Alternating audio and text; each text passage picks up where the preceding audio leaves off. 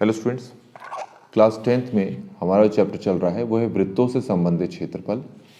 और इसकी जो प्रश्नावली है 12.1 वो हम स्टार्ट कर चुके हैं। तो इस वीडियो में हम क्वेश्चन नंबर 4 को देखने वाले हैं। क्या कहा है इस क्वेश्चन में कि किसी कार के प्रत्येक पहिए का व्यास दे रखा है 80 सेंटीमीटर। यदि यह कार 66 किलोमीटर प्रति घंटे की चाल से चल रही है तो 10 मिनट में प्रत्येक पहिए कितने चक्कर लगाती है। तो इस क्वेश्चन को मैंने यहाँ पर भी लिख दिया है। तो सबसे पहले आप देखें, किसी कार का प्रत्येक पहिया का व्यास दे रखा है 80 सेंटीमीटर। तो पहले हम पहिया देख लेते हैं। तो एक ही पहिया हम लेंगे किसी कार का। तो ये जो कार है इसका पहिया है और यहाँ से लेकर यहाँ तक की दूरी को हम पहिए का क्या कहते हैं, व्यास, जो कि ये है कितना, 80 सेंटीमीटर। तो ए बी नाम दे दिया मैंने व्यास का। तो आपको पता है ए बी का जो आधा होगा वो ये दूरी होगी, जिसको पहिए का क्या बोलेंगे हम, त्रिज्या या फिर रेडियस। तो यहाँ से यहाँ तक की दूरी को हमने कहा आर, और आर क्या है, त्रिज्या है, पहिए का त्रिज्या है। तो ये कितना होगा, 80 का आधा कितना हो जाएगा, 40 सेंटीमीटर। ठीक हो गया। तो अब आपसे ये कहा है ये कार 66 किलोमीटर प्रति घंटे की चाल से चल रही है। तो आगे कुछ करें उससे पहले हम इस पहिए का सबसे पहले परिधि निकाल लेते हैं। परिधि जिसको सरकमफ्रेंस कहते हैं। तो अगर हम इसकी परिधि निकालें इस पहिए की, तो उसका फॉर्मूला होता है 2 पाई आर। तो सॉल्व करेंगे तो 2 मल्टीप्लाई 22/7 मल्टीप्लाई कितना है, 40। ठीक है। अब इन सबको अगर हम मल्टीप्लाई करें, 2 को, 20 को, 40 को, तो ये आएगा 1760/7 सेंटीमीटर। तो पहिए की जो परिधि आ गई वो इतनी आ गई लगभग हमारे पास। अब आते हैं क्वेश्चन में एक्चुअल में क्या कहा है। इसका तो बाद में काम है, इसलिए पहले ही निकाल कर छोड़ देते हैं इसको। अब कहा है कि ये जो कार है 66 किलोमीटर प्रति घंटे की चाल से चल रही है। इसका क्या मतलब है, इसका मतलब है प्रति घंटे का मतलब है कि एक घंटे में जो कार है वो 66 किलोमीटर प्रति घंटा 66 किलोमीटर चल रही है। एक घंटे में 66 किलोमीटर की दूरी तय कर रही है। तो हम यहाँ लिखते हैं एक घंटे में तय की गई दूरी। तो एक घंटे में 66 किलोमीटर की दूरी तय की गई। एक घंटे की जगह हम 60 मिनट भी लिख सकते हैं, तो कोई फर्क नहीं पड़ेगा। तो 60 मिनट में तय की गई दूरी। अब बच्चों ये है 66 किलोमीटर, इसको हमें बदलना है सेंटीमीटर में।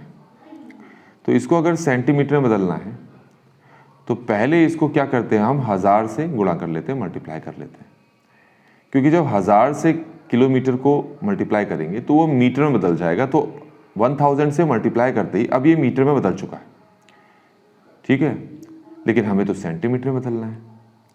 तो अगर तुम और इसको 100 से मल्टीप्लाई करोगे तो अब ये पूरा का पूरा किस में बदल गया है, सेंटीमीटर में। तो ये हो गया 66 लाख सेंटीमीटर।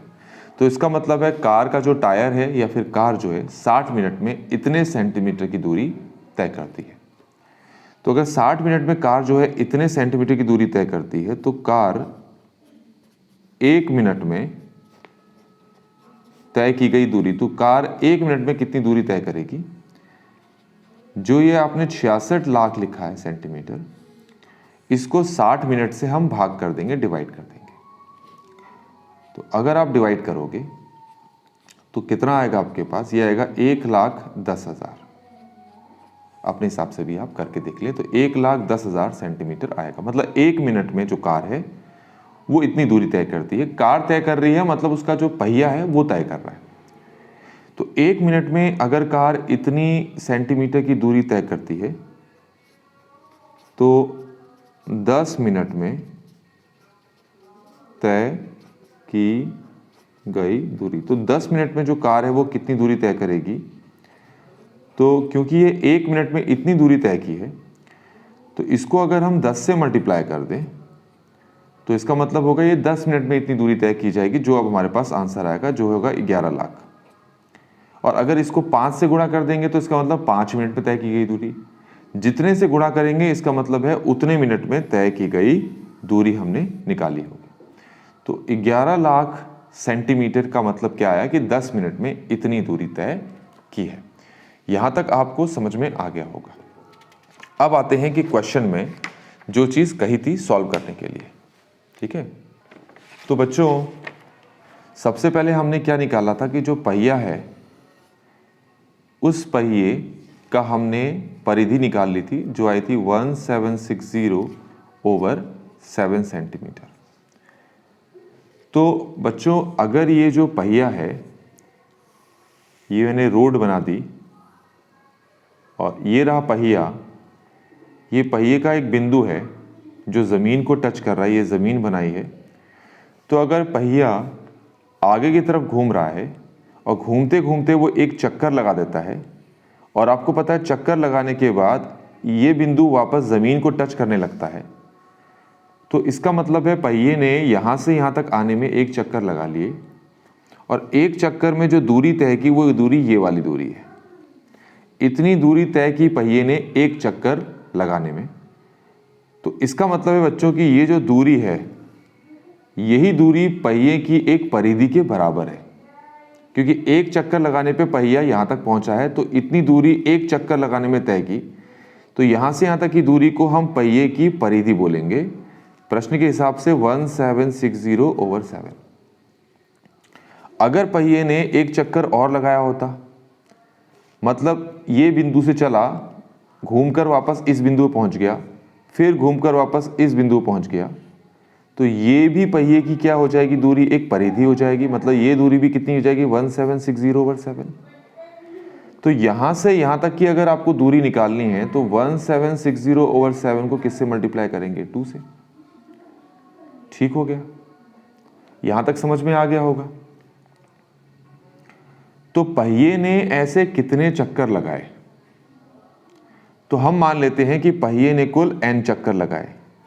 पहिए ने कुल n चक्कर लगाए। हम मान लेते हैं पहिए ने कुल n चक्कर लगाए, क्योंकि 2 चक्कर में तो पहिया यहां से यहां तक ही आएगा।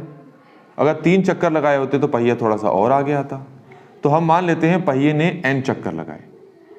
तो एक चक्कर में पहिया इतनी दूरी तय करेगा, तो n चक्कर में पहिया कितनी दूरी तय करेगा, 1760/7 मल्टीप्लाई n।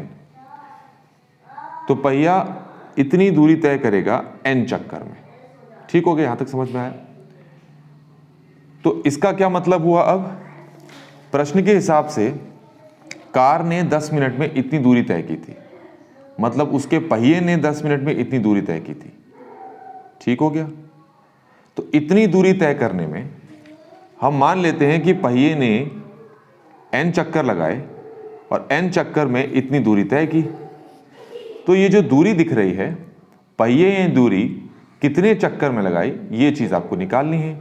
तो इसका मतलब है कि 10 मिनट में पहिया जितनी दूरी तय करता है, जो कि है 11 लाख, उतनी दूरी तय करने में पहिए ने कुछ चक्कर लगाए होंगे। मैंने मान लिया कि पहिए ने n चक्कर लगाए, तो n चक्कर लगाने में पहिए ने इतनी दूरी तय की, तो ये दूरी इसी दूरी के बराबर होगी। तो 1760/7 मल्टीप्लाई n। अब ये दूरी बराबर होगी। आप इसको ऐसे भी कर सकते हो कि पहिए ने 10 मिनट में जितनी दूरी तय की है, उस दूरी को आप पहिए की परिधि से, मतलब पहिए द्वारा लगाए जाने वाले एक चक्कर से क्या कर दो, भाग कर दो, तो भी आपका आंसर आ जाना है। ठीक है, ऐसे भी कर सकते हो, मैं ऐसे बता दे रहा हूं। तो यहां से हमें n का मान निकालना है। n क्या है, कुल कितने चक्कर लगाए। तो n का मान निकालने के लिए 7 को यहां पर गुणा करोगे, तो यह आ जाएगा 1760 multiply n equal to 11 lakh multiply 7। और ये चीज कहां आ जाएगी, नीचे। तो n equal to 11 lakh multiply 7 over नीचे आ जाएगा 1760। ठीक है, अब इस पूरे को मल्टीप्लाई करते हैं तो ये 77 लाख आ जाएगा। आप भी अपने हिसाब से जैसे भी डिवाइड करना चाहते हो 1760। अब इस पूरे को 1760 से हम क्या कर देते हैं, भाग कर देते हैं। तो हमें क्या करना है, इसको इससे भाग करना है। तो भाग करने पे हमारा जो आंसर आ रहा है वो आ रहा है 4375। इसका मतलब ये हो गया कि 10 मिनट में पहिए ने दूरी तो इतनी तय की और इतनी दूरी तय करने में पहिए ने कुल इतने चक्कर लगाए। तो इस तरीके से बच्चों इस क्वेश्चन को हमने यहाँ पर कंप्लीटली सॉल्व कर लिया है। आई होप कि आपको ये सोल्यूशन समझ में आया होगा। Thanks for watching.